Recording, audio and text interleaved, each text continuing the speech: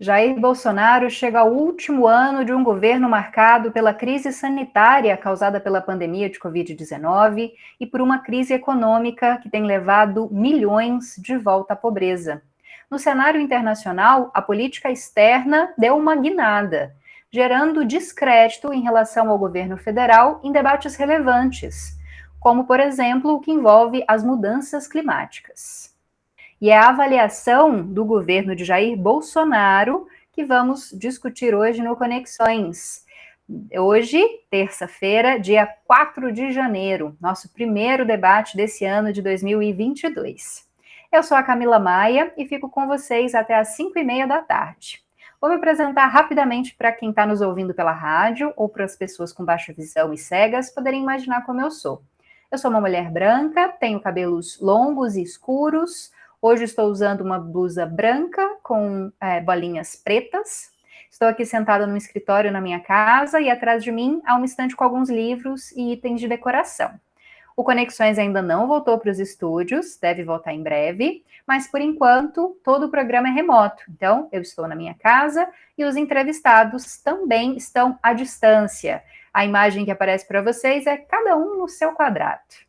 Lembrando que nós contamos com interpretação para Libras, mas como estamos em período de férias acadêmicas, os estudantes do projeto Intercomunicação também estão de férias e por isso, infelizmente, não temos esse quesito de acessibilidade. Logo, logo, vamos retornar com o intérprete para Libras.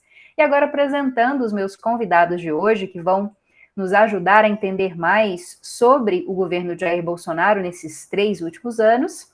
A primeira convidada é a Luciana Santana, professora de Ciência Política da Universidade Federal de Alagoas. Olá, muito obrigada pela sua presença, professora Luciana. Olá, Camila, agradeço o convite, cumprimento também o professor Nid, que está aí também, e vou ler rapidamente uma autodescrição, né? Sou uma professora branca, cabelos longos, castanhos, também estou na minha casa aqui, né?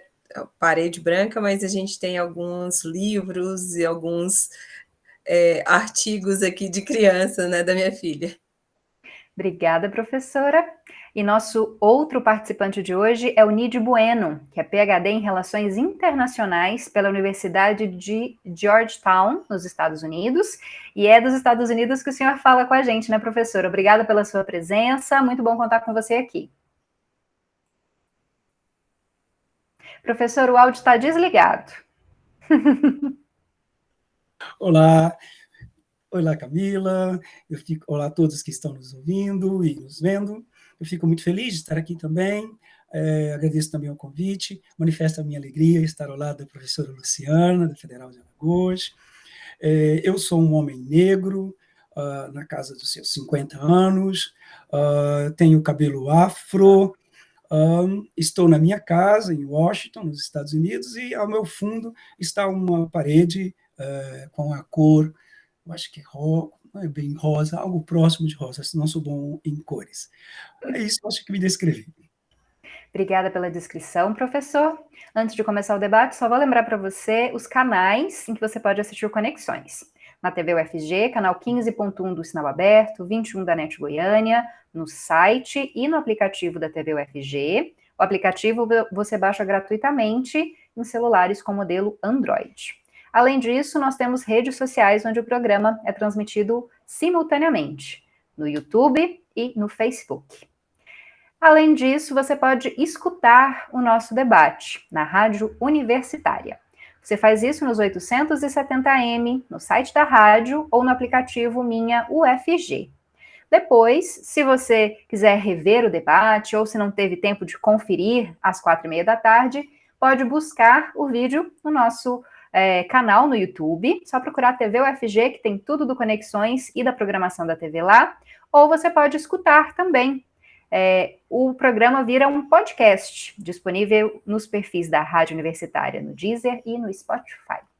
Bom, vou começar falando sobre cenário interno. Vou falar para a professora Luciana, mil desculpas, professora Luciana, fazer essa primeira avaliação. Depois passo a palavra para o professor Nid falar mais do cenário externo, mas lembrando que vocês também, claro, podem contribuir um com o outro, né? nas diferentes avaliações, nas diferentes análises. Professora Luciana, como que a senhora avalia esses 3 anos de governo, né, do presidente Jair Bolsonaro? Gostaria que a senhora destacasse questões que acredita serem relevantes, e aos poucos a gente vai destrinchando algumas delas, né, destacando questões que são que estão mais no momento, né? A gente sabe que ano que vem, ano eleitoral, o presidente deve se candidatar à reeleição. Queria que a senhora fizesse uma análise, então, desses primeiros 3 anos de governo de Jair Bolsonaro. Bom, Camila, o governo de Jair Bolsonaro, eu diria que é um governo muito distante, muito diferente daqueles governos que a gente tem aí desde a redemocratização, né, especialmente a partir aí, né, do governo do ex-presidente Itamar Franco. E nos chama a atenção vários aspectos, né, relacionados ao governo Bolsonaro, né? O primeiro está relacionado à própria governabilidade política, e a gente teve muitas dessas dificuldades antes mesmo da pandemia, né? A gente teve um governo aí minoritário assumindo o poder, né, com uma base pequena no parlamento, e que se negou a formar coalizões aí que pudesse garantir uma governabilidade, que pudesse garantir efetivamente a implementação de políticas públicas necessárias para o Estado brasileiro, né? Inclusive, a gente teve muitos enfrentamentos do Executivo em relação ao Legislativo, ainda também nesse primeiro ano lá de mandato, né? Então, claro que a gente tem aí avanços de algumas pautas, especialmente econômica, no primeiro ano de mandato, e eu diria menos pelo governo e mais pelo próprio Congresso ter aderido a essas pautas e ser uma pautas ali que eram realmente, né, tinha uma vontade ali, especialmente por causa do Rodrigo Maia, de avançar, né? Fora isso, a gente teve poucas medidas, por exemplo, efetivamente para pensar desenvolvimento social, para a gente pensar mudanças estruturais de problemas econômicos e sociais que já vinham sendo apresentados nos últimos anos que antecederam aí o governo Jair Bolsonaro. E, infelizmente, a gente caiu numa pandemia no início de 2020 que ampliou os problemas sociais no país, né? A gente teve impactos diversos que estão sendo sentidos, que vão ser sentidos ainda no médio e longo prazo, e que se intensificaram na pandemia, que sofreram também desses problemas, desses conflitos entre executivo e legislativo, e mesmo a aproximação do governo Jair Bolsonaro com partidos do Centrão, ou seja, ali uma mudança de comportamento no sentido de buscar uma certa governabilidade, né, lhe garantiu que ele pudesse avançar efetivamente nesses temas que são prioritários para o Brasil, né? Então, vejo hoje problemas ainda nessa conduta, nessa relação com o próprio legislativo, por mais que ele tenha se aproximado. Em 2021, as relações, para além, né, dessas conflitantes com o executivo, a gente teve uma ampliação dos conflitos com o próprio judiciário, né? Algumas decorrentes, principalmente pela própria pandemia, a dinâmica da pandemia e as muitas provocações que foram feitas ao STF aí, no sentido de garantir aí que direitos fossem mantidos, que as ações e as implementações de políticas fossem feitas pelos entes federados, que tinham essa predisposição aí a garantir um enfrentamento mais eficiente da pandemia.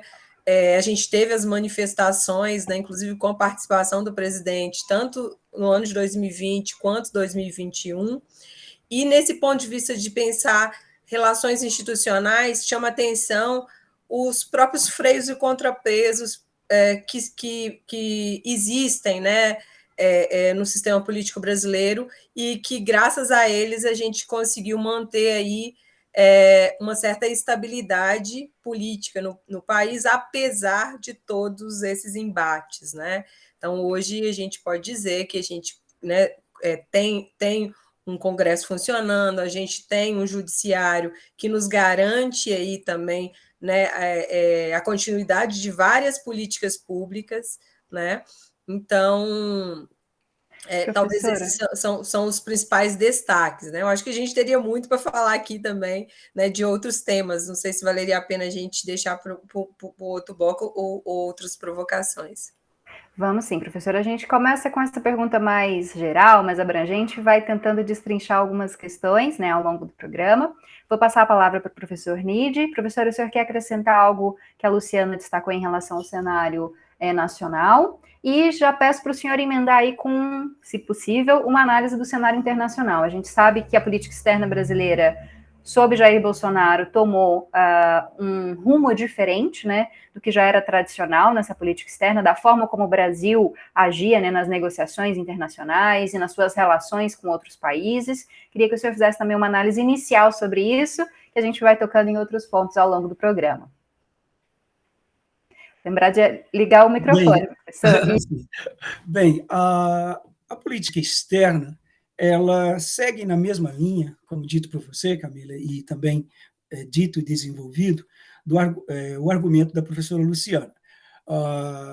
Se na política interna o governo do presidente Jair Bolsonaro destoa dos demais presidentes da Nova República, o período da democracia adiante, o mesmo ocorre também no cenário da política externa, das relações exteriores, das relações internacionais, no sentido mais amplo, do Brasil.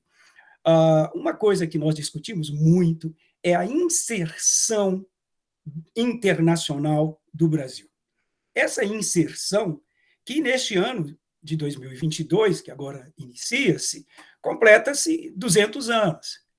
O tema do bicentenário está sendo retirado da pauta, obviamente, em função, talvez, que alguns acreditem que não há muito o que celebrar, mas o fato é que essa inserção internacional do Brasil ela começou há 200 anos atrás.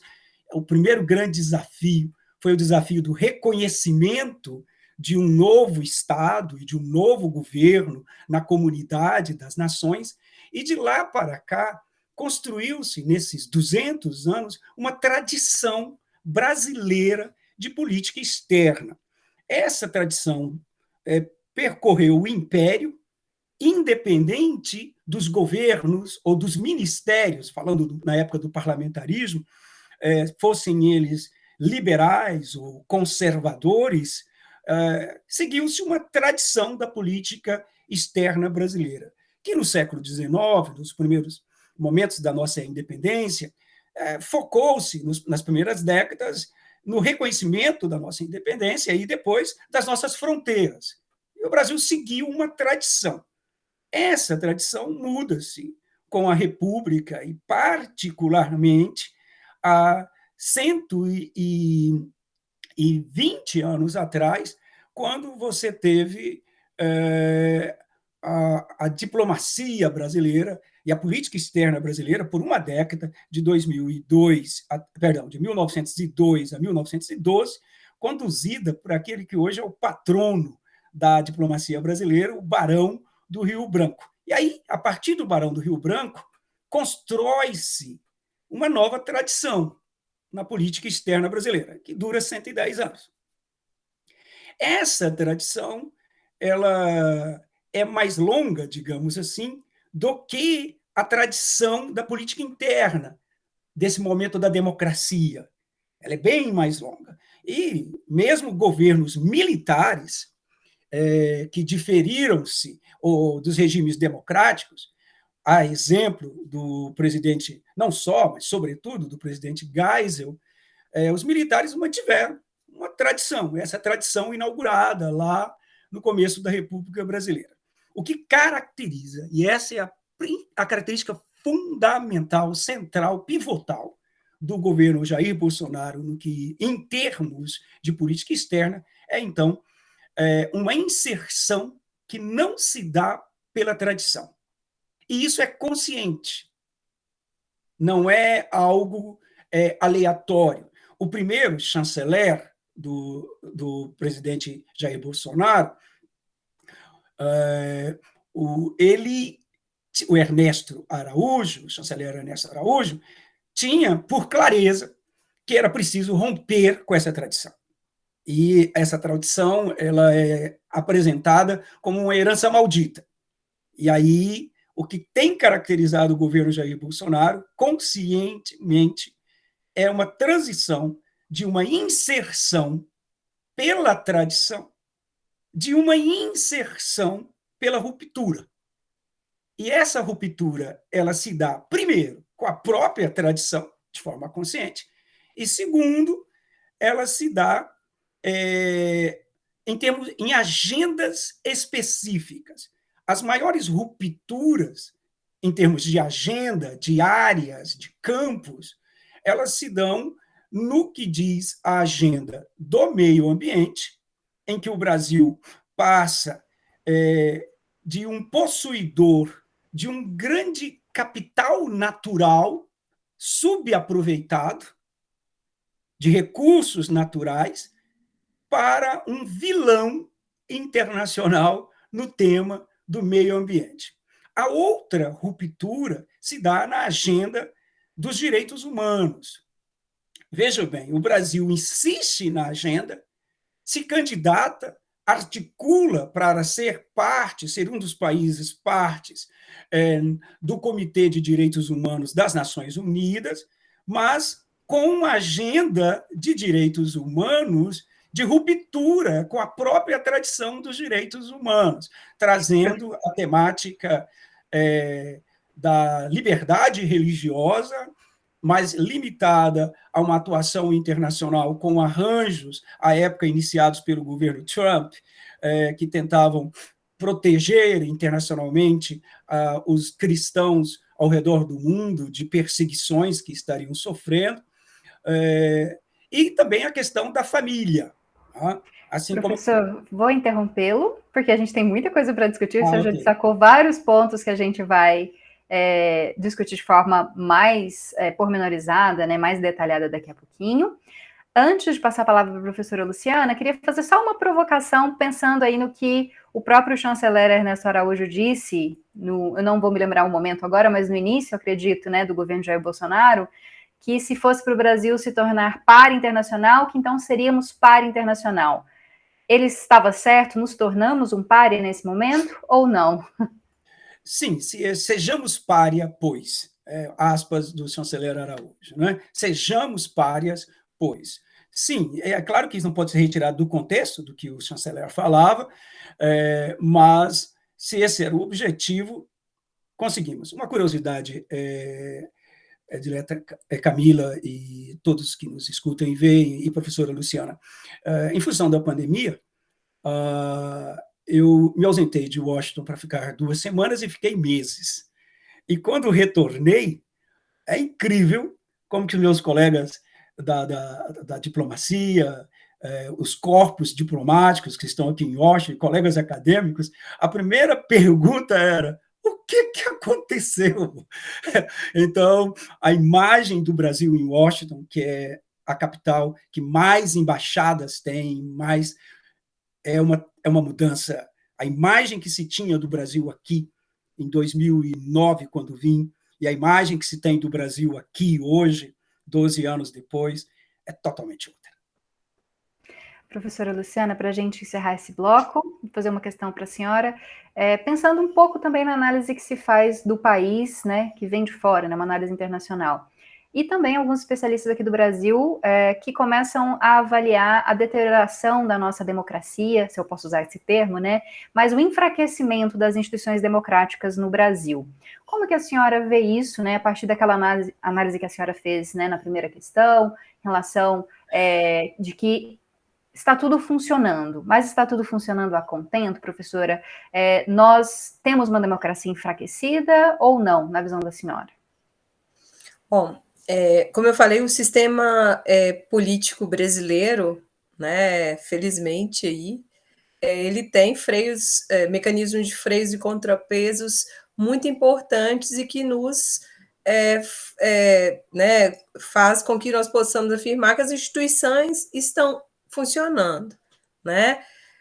Mas, claro, a gente precisa dizer sobre quais condições ela está funcionando e o quão abalada ela tem sido aí por todos esses problemas aí, centrados especialmente na figura do presidente Jair Bolsonaro e também do núcleo ideológico do seu governo, né, que realmente colocou o Brasil numa situação muito problemática e também ampliou a desconfiança em relação ao próprio Brasil, seja internacionalmente, mas também internamente, né? Tanto quando a gente olha para as pesquisas, as sondagens, né, que vêm sendo feitas, que foram feitas aí, né, nesses últimos anos, a gente consegue perceber o quanto as pessoas têm se sentido pouco representadas, não conseguem se perceber nesse governo do Jair Bolsonaro, ou seja, como sujeitos realmente importantes e necessários aí, como receptores das políticas públicas de Estado que foram construídas ao longo desses últimos 30 anos, né? Então, acredito que existe um contexto político muito complexo que fragiliza, sim, a democracia brasileira, né, coloca num patamar, né, de maior desconfiança, e isso é problemático para qualquer democracia, né? Acho que o Nid pode falar mais que eu, né? A gente também teve uma situação muito parecida aí, né, com o último governo norte-americano, né? No caso do Brasil, até a própria personalização da política, acabou potencializando, né? E também porque a gente teve um ano a mais de Jair Bolsonaro do que eles tiveram lá, né, né, de Trump.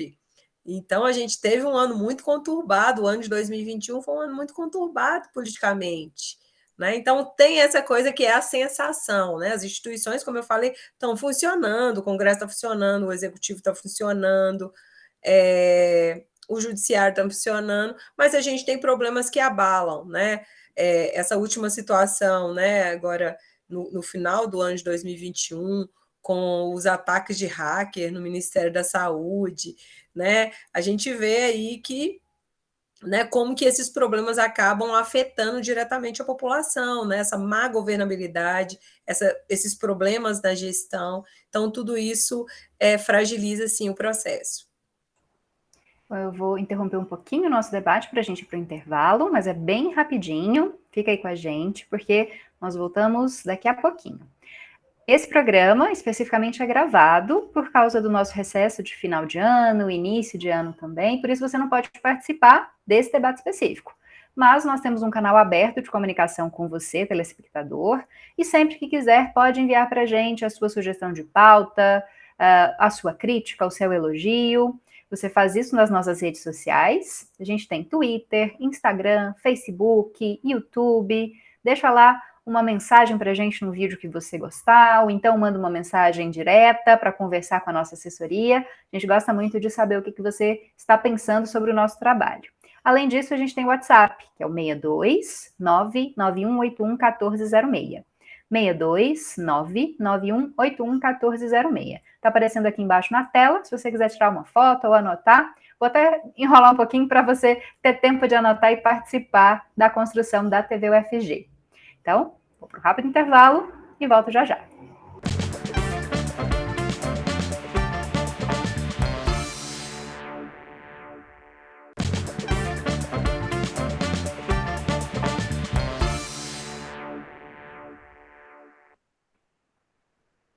Estamos de volta com o primeiro Conexões de 2022, primeiro debate, nessa terça-feira, dia 4 de janeiro. E o tema de hoje é a avaliação dos 3 primeiros anos do governo de Jair Bolsonaro, tanto em cenário nacional, quanto também em cenário internacional. E para fazer essas análises, eu conto com 2 convidados muito especiais hoje. Um deles é a professora Luciana Santana, que é professora de Ciências Políticas da Universidade Federal de Alagoas, e também o professor Nid Bueno, que é PhD em Relações Internacionais pela Universidade de Georgetown, nos Estados Unidos, e que fala com a gente direto dos Estados Unidos, lá de Washington. Professor, vou começar esse bloco com você para a gente mudar um pouquinho, né, o andamento das conversas.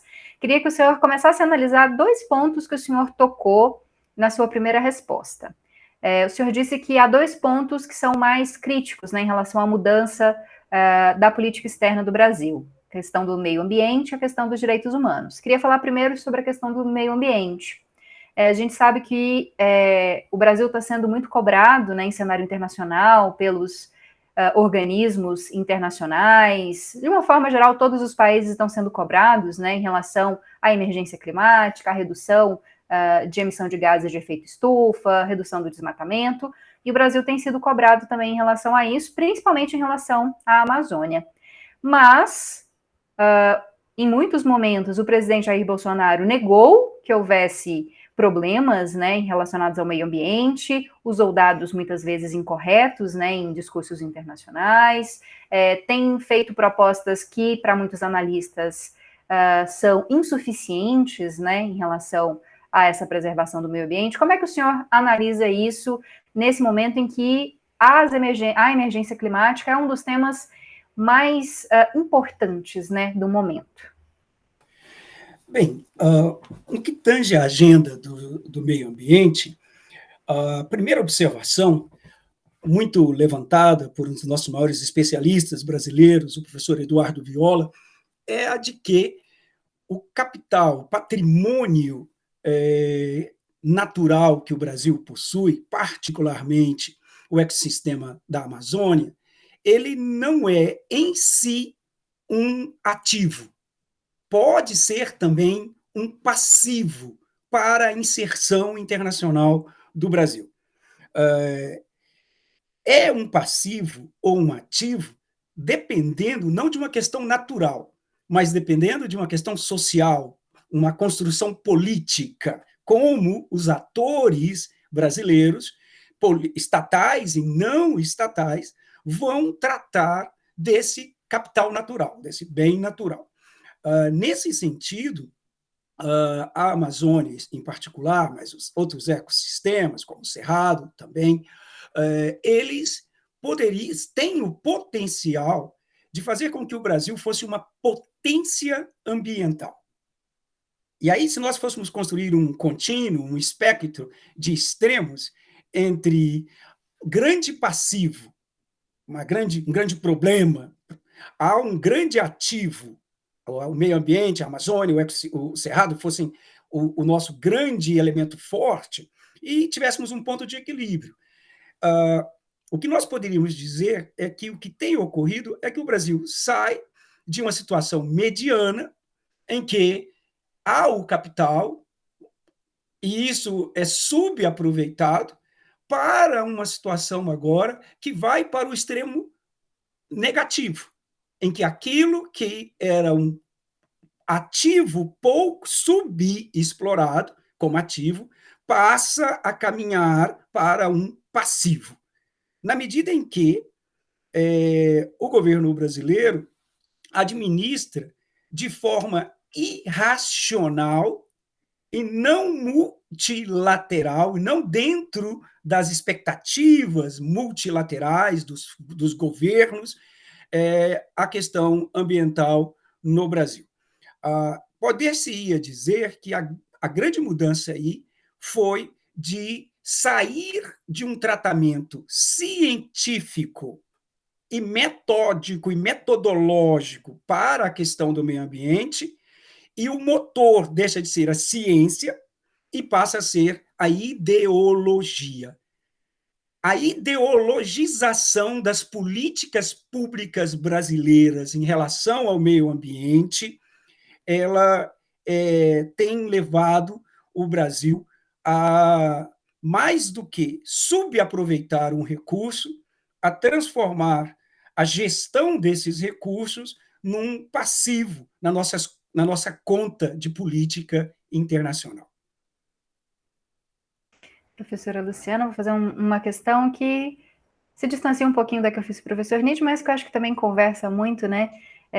Se a senhora quiser, claro, comentar também sobre essa questão da ideologização, né, da política, não só da política ambiental, a gente sabe que isso ocorre em outros campos, né, do governo de Jair Bolsonaro, mas queria que a senhora tocasse num assunto muito relevante, acredito eu, no cenário nacional, que é a questão econômica, né? Nós vemos a inflação aumentando, o preço, né, dos produtos básicos, né, da nossa cesta básica, dos combustíveis, do gás de cozinha aumentando de forma que nós não víamos há muito tempo, né? E também a volta de milhões de pessoas à pobreza, né, à fome. A gente sabe que o Brasil deve ter regressado ao mapa da fome da ONU e, infelizmente, não há ainda, não se desenhou ainda uma política, né, para combater esse tipo de problema. Como é que a senhora analisa essa questão econômica e também social, né, claro, no Brasil nesse momento? Bom, quando o Paulo Guedes ele foi apresentado nas eleições de 2018, havia uma expectativa muito grande aí, né, de mudanças positivas na economia, né? Então havia essa expectativa, especialmente por parte do mercado, né? De outro lado, já haviam várias desconfianças, principalmente aqueles, né, que acompanharam aí a continuidade de política econômica, por exemplo, em transições de governos, né, né, com mudanças aí ideológicas, né, como foi a transição entre o governo Fernando Henrique e, né, para o governo Lula, né? Então, essas desconfianças eu acho que acabaram se sobrepondo, né, no sentido de que o governo efetivamente ele fracassou, né, do ponto de vista da economia e de realmente de ter diretrizes claras e que pudessem contribuir para algum tipo de mudança estrutural, né, mudanças sociais que eram necessárias aí, tendo em vista toda a crise que a gente tem no Brasil desde ali do ano de 2013. Né? Então, houve uma frustração generalizada, né, da sociedade, do mercado, e até hoje a gente não vê hoje nenhum indicativo de ou tentativa de mudança. Né? Inclusive, o que a gente teve foi pessoas abandonando o barco, né, nesse tempo. Né? A gente, pessoas respeitadas que aceitaram fazer parte da equipe do Paulo Guedes, que foram deixando o governo, né, ao longo do tempo, né, até recentemente a gente tem aí várias perdas. Né? Então, o cenário hoje é de muita incerteza, né? Justamente pela ausência de um projeto claro, de diretrizes, de influências dessa ideologização que vocês mencionaram, né, relacionada aí a essas outras temáticas. Né? Então, tudo isso tem contribuído para essa ampliação da desconfiança, né, de forma generalizada. E hoje, né, a gente vê uma situação dramática. Né? Antes mesmo da pandemia, o Brasil já tinha voltado para o mapa da pobreza. Né? Com a pandemia, a insegurança alimentar no Brasil ela ampliou muito. Né? A gente tem pelo menos 50% da população vivendo aí com problemas de insegurança alimentar. Né? O que é muito grave num país como o nosso, que tem o potencial enorme, né, de produção. Né? Então, isso é muito problemático. Então, hoje, por exemplo, isso tem afetado muito o consumo das pessoas, claro, isso vem refletindo também nas pesquisas, né? Até por isso, eu diria que até mais por isso, as pessoas têm avaliado muito mais negativamente o governo, né? A gente sabe que vários fatores influenciam uma eleição, né? Né? Uma ambição política. Mas o fator econômico, eu diria que ele é muito definidor. Né? Se as pessoas sentem que a condição de vida delas piorou, se elas não têm condições de usufruir daquilo que elas usufruía anteriormente, né? Elas começam realmente a avaliar o governo ali, né, tendo em vista esses parâmetros. As pessoas querem efetivamente projetos de governo em que as pessoas possam minimamente sobreviver. Né? Eu diria que esse é o básico, né? E isso é um princípio da dignidade humana. Né? E hoje a gente não tem políticas que visam enfrentar esse problema. Então, vou fazer uma última questão para a senhora nesse bloco, e a gente retoma com o professor no próximo bloco, porque tempinho de TV é contado, né? Professora, já que a gente falou sobre essa questão da ideologia, né, no governo de Jair Bolsonaro, a gente sabe que um dos grandes palanques do governo quando, né, ainda candidato, Jair Bolsonaro fazia questão de destacar isso, eram as questões mas as questões de cunho moral, né? Um conservadorismo moral, uma liberdade econômica, né? Entre muitas aspas aí. Como é que a senhora percebe esses 3 primeiros anos? Aquele discurso, né? Anti muita coisa, né? Que queria desconstruir muita coisa, como ele mesmo disse, né? Que já havia sido construída no país, falando de pautas em relação a comunidades indígenas, ao movimento LGBTQIA+, ao direito das mulheres. Como é que a senhora analisa essa questão?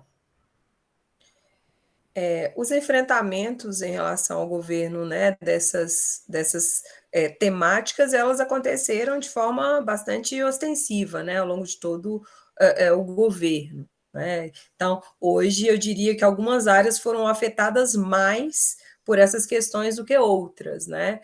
E, felizmente, aquele discurso de campanha ainda pior, né, do que a gente vem vendo na prática, ele não se concretizou totalmente, né? E aí volta mais uma vez na questão dos freios do contra-presos, né, que existem, né, no sistema político brasileiro, que a gente precisa reforçar. Então, a gente teve ali um judiciário que freou bastante, a gente também teve um Congresso que, mesmo aí muito complacente, né, com o governo atualmente, também freou muitas aí, tentativas, né, e tanto que o presidente tentou muitas vezes apresentar aí propostas mais conservadoras via decretos, né, justamente sabendo, né, da ausência de apoio, sabendo aí das perspectivas negativas aí, que configurariam se essas políticas avançassem,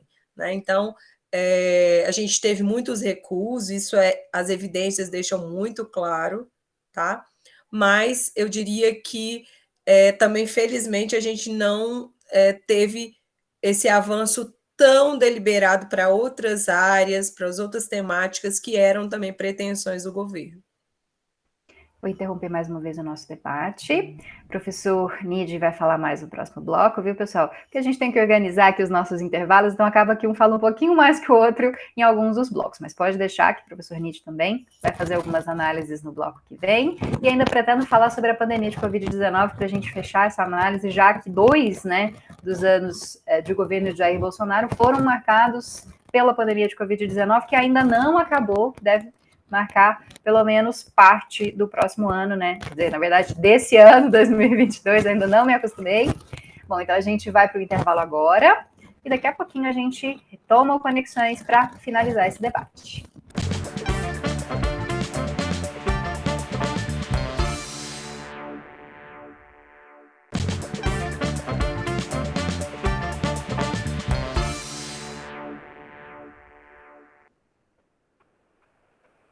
Esse é o último bloco do Conexões dessa terça-feira, dia 4 de janeiro de 2022. E o nosso primeiro debate do ano é dedicado a tratar dos primeiros anos de governo de Jair Bolsonaro, né, dos 3 anos de governo de Jair Bolsonaro, nesse ano que é ano eleitoral, e ele provavelmente vai ser candidato à reeleição. Para falar sobre esse assunto, eu conto com minhas duas fontes, né, meus 2 entrevistados que estão conosco desde o primeiro bloco, o Nid Bueno, que é PhD em Relações Internacionais pela Universidade de Georgetown, nos Estados Unidos, e a professora Luciana Santana, que é professora de Ciência Política na Universidade Federal de Alagoas. Como prometido, professor Nid, queria falar com o senhor um pouquinho sobre essas questões também que comentei em cenário nacional com a Luciana, né, sobre as questões sociais, né, de cunho mais conservador do governo. Isso se refletiu também na política externa, como o senhor mesmo destacou, né? O Brasil mudou posicionamentos tradicionais em relação à pauta dos direitos humanos, se aliou muitas vezes a governos extremamente conservadores, né? E ficou fazendo parte aí de uma minoria nessas discussões a respeito de direitos humanos, né? Conta pra gente um pouco mais, professor. Sim, a questão ideológica e a relação dessa questão ideológica com elementos de cunho sociocultural, a professora Luciana mencionou o peso da economia, né? O bolso pesa na hora de apertar a teclinha lá na urna eleitoral. No entanto, concordando com isso e fazendo uma pequena observação, uma adição, a verdade é que o fenômeno da ideologização e esse fenômeno dessa linha mais conservadora, ela não é um monopólio do Brasil. Esse fenômeno que alguns pesquisadores aqui em Washington estão chamando de populismo conservador cristão. Populismo conservador cristão. Né? Ele é um fenômeno que vai muito além das fronteiras do Brasil. É claro que a eleição do Trump é parte desse processo aqui nos Estados Unidos, mas a Itália passou pelo mesmo fenômeno com o Matteo Salvini, que não está no poder, mas é uma força política grande dentro da Itália. A Hungria, com Viktor Erdogan, está passando por essa mesma situação. E temos a Polônia também, de Andrzej Duda. Ao redor do mundo, há Filipinas, com o Rodrigo Duterte. Esses governos, então, conservadores cristãos, eles tiveram uma onda de ascensão. E o caso brasileiro vem na esteira desse movimento. As eleições no Chile, no domingo passado, e depois a derrota antes na Argentina, em 2019, do Maurício Macri, mostram um certo freio internacionalmente neste movimento. Não que o Macri o fosse, mas é um movimento liberal, né? A parte liberal do liberal conservador.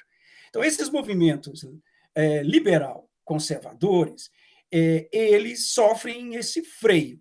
No Brasil, em função do nosso calendário eleitoral, como alguém colocou aqui, acho que foi a Luciana, nós acabamos tendo aí um ano a mais de pandemia sob um governo conservador. Né? E isso tem consequências. O que tem caracterizado esses governos internacionalmente? Um dos elementos é a ruptura com a racionalidade. Para os que sobraram, os adeptos desses governos cristãos conservadores, a racionalidade não entra no debate. Quando você coloca o preço da gasolina, né, vamos falar aqui em Washington, a gasolina antes da pandemia aqui, caro, estava R$ 2,90 o galão, quase 4 litros. Agora está $4. Então, se você chega e fala de preço de gasolina, se você fala de inflação, se você mostra problemas ou outros problemas, o eleitorado desses governos neoconservadores, cristãos conservadores, ele não segue a lógica da racionalidade. E esta parcela, eu acho que a grande questão internacional hoje sobre o conservadorismo é qual é a parcela da população que não vive dentro da modernidade. É um novo tipo de excluídos. São os não modernizados, que não têm a racionalidade iluminista, renascentista, como elemento. É como se, para usar o Norberto Bobbio, o professor Luciana deve conhecer muito mais do que eu, né, o futuro da democracia, ou agora do Levinsky e do Ziblatt, sobre como morrem as democracias. Então, eu já pensei aqui em Washington, inclusive, em conduzir uma pesquisa internacional que nós pudéssemos mapear qual é o percentual dos indivíduos, né, em cada um desses países que não entraram nessa modernidade racional. Para esses, a questão da moral, seja na Itália, de Matteo Salvini, seja na Polônia, de Duda, seja na Filipinas, de Duterte, no Brasil, de Bolsonaro, aqui nos Estados Unidos o percentual é grandíssimo, né, quase reelegem o Trump. Para essas pessoas, a questão dos tabus relacionados à sexualidade vão pesar mais do que o preço da gasolina. E parece-me que o futuro da democracia e do conservadorismo, como política interna e política externa, dependerá do percentual que as nações possuem de pessoas incluídas na racionalidade moderna e pessoas que vivem em tempos culturais medievais há 1000 séculos de atrás, há um milênio de atraso. Bom, vou passar a última questão para a professora Luciane e para o professor Nid. Vou ter que pedir que sejam um pouquinho mais objetivos, que a gente já está se encaminhando para o final do programa. E acho que se relaciona muito com o que o professor disse, né, da racionalidade moderna, essa questão. Já que quero que vocês analisem, dentro do cenário nacional e do cenário internacional, a conduta, né, do presidente Jair Bolsonaro e do seu governo em relação à pandemia de Covid-19. A gente sabe que o governo federal é, notadamente, um governo que tem negado a ciência, que tem colocado várias barreiras em relação à vacinação, tem duvidado do potencial da doença, tem falado sobre remédios que não são comprovados. A lista aqui se estenderia muito se eu fosse falar tudo, né, professora? Como que a senhora analisa a condução da pandemia, tanto em relação a essa racionalidade mesmo que o professor Nid disse, quanto também em medidas concretas, né, em políticas públicas que foram implementadas durante esse período para tentar minimizar os efeitos na saúde pública, na economia? Bom, eu fui uma das pesquisadoras que me debrucei bastante aí sobre estudos sobre a pandemia, né, sobre ações dos governos na pandemia, e a gente está farto de evidências que mostram efetivamente essa inação presidencial, essa ausência de coordenação por parte do Ministério da Saúde, né, em coordenar as ações de enfrentamento à pandemia. A gente vê também essa descoordenação em outras áreas, na área da educação, na área da assistência social, né, para ficar assim nas 3 principais áreas, né, mais afetadas aí, pela pandemia, né? Então, a gente consegue perceber efetivamente problemas muito sérios aí, né, que potencializaram aí esses resultados que a gente tem da pandemia. Inclusive, a gente tem estudos importantes no Brasil, né, a professora Deise Ventura, da USP, ela, né, uma das conclusões do trabalho que ela faz, como mapeamento, né, das medidas que foram aprovadas aí pelo governo Jair Bolsonaro, né, de uma estratégia institucional de propagação do vírus, o que é muito sério. Então, seria uma racionalidade perversa, né, no sentido de que você cria o caos, né, você utiliza o próprio Estado para você, né, criar esse pânico, ampliar os conflitos políticos em todas as ordens, todas as dimensões, né?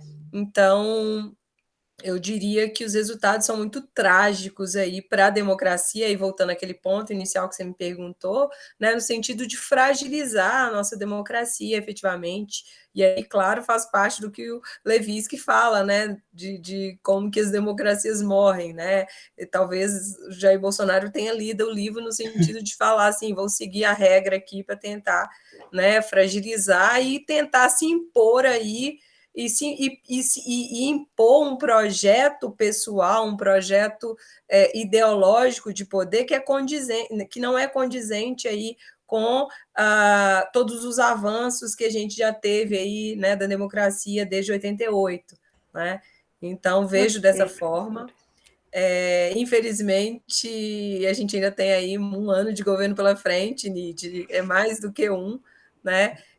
Espero que a gente efetivamente utilize o ano de 2022 para fazer reflexões importantes, né, no sentido de a gente buscar mudanças, de pressionar governo, e que a gente tenha um resultado mais satisfatório aí nas urnas em 2022.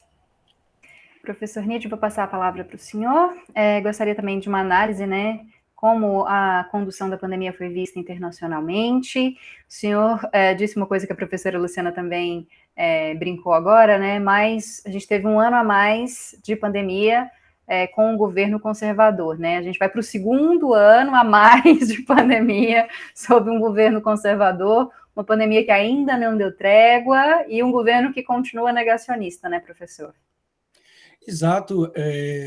Eu acho que, no ponto de vista internacional, essa é a primeira característica na gestão dessa crise de saúde pública internacional. Governos conservadores que respondem, são mais sensíveis ao avanço dos dados e às pressões que vêm de sua sociedade civil e da realidade dos números apresentados. O governo, por exemplo, do Reino Unido, que começa com uma estratégia, mas que se vê equivocado e que recua. Há outros governos que tardam a recuar. Há governos que recuam, mas não o suficiente, e são retirados do governo. É o caso do Trump nos Estados Unidos. E ao caso brasileiro, né, em que nós temos aí um processo de permanência, ficaremos, então, 3 anos, né, dessa gestão num governo conservador muito resistente à realidade e aos dados. Nesse sentido, a agenda internacional ela dialoga, em parte, com a agenda doméstica brasileira no quesito eleitoral. Tardou, mas chega, né? A eleição agora em 2022. Se houvesse um mínimo de racionalidade, ainda que perversa, né? Eu gostei desse termo, dessa análise, né? Não é irracional, é uma racionalidade perversa. Muito interessante. Mas, ainda que se houver alguma, a questão específica da agenda dos aborígenes, essa é uma agenda calada no Brasil, né? Nós temos aí mais de 200 povos com seus idiomas que estão sob a tutela do Estado brasileiro, que têm direito à cidadania, mas que não são brasileiros, né? Já nos tiramos tantos deles, vamos tirar agora também a identidade. São outros povos, outras nações, com outras culturas, e que estão sob a tutela do Estado brasileiro. E nos anos da FUNAI, isso me parece que nunca chamou a atenção da comunidade internacional. Mas agora o Brasil é olhado como o guardião de vários povos. E aí, eu acho que aí está um calcanhar de Aquiles, se o presidente Jair Bolsonaro pensasse bem e analisasse os polls, né, as perspectivas eleitorais, de repente ele poderia pensar em se candidatar a deputado federal, como fez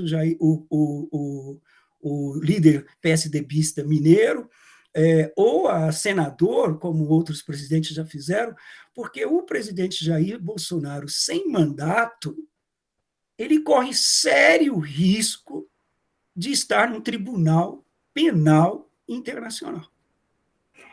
Professor, a sua última fala eu acho que foi muito interessante para a gente fechar esse programa. Fiquei muito feliz com o debate que a gente teve hoje, com os 2 pontos de vista, né? Muito obrigada, professor Nídio Bueno, por tirar esse tempinho para falar com a gente, mesmo com um fuso horário diferente. É muito bom, uma honra para nós ter você aqui.